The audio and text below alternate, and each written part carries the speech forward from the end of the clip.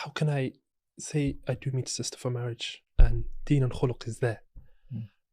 Compatibility, how? So you look at the family, the background of the girl. Okay. You look at her family, her sisters, if she's got elder sisters that have been married. You know, you're understanding from there what kind of what you're going to expect from her. Okay, but that doesn't give you the full picture. No, of course. They Okay. can always be different. She can always be different to her siblings, and she can be different to her mother, and it can be. But you still use that. يعني when the fuqaha talk about تزوجوا الولود الودود فإني مكاثر بكم الأمم يوم القيامة. يعني marry the woman who's what? الودود. الودود means she makes it part of her effort. She strives to make her husband love her. Right. So marry that woman, the Prophet said.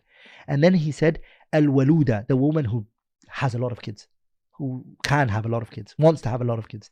Now, how do you know that this girl can have a lot of kids? They say, look at the parents. So, Look at her family. So from her mum, you realize, okay, Allahumma barik, mashallah, she's got a football team, or she's got a lot of kids, mashallah. So good thing.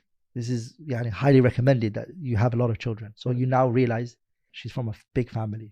Her mum's like that. And she's going to, inshallah ta'ala, she sees this to be normal. mm-hmm.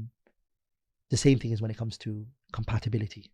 Right. How do you know this girl's compatible to you? Of course, discussions. This is why you get the chance to come to the house. The father lets you sit in the living room, talk to his daughter in an open place where you can talk privately, but the door's opened. The glass window could be seen that you're sitting there, both of you. No one's listening to your conversation with her. Mm-hmm. And you ask all the questions that you have, all the concerns, everything that you need. You ask and gives you an understanding of, is she compatible to me? Right.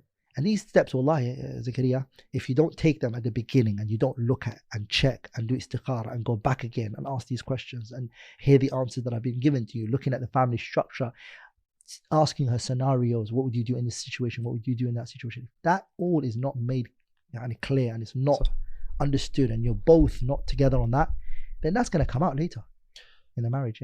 That makes a lot of sense. Barakallah feek.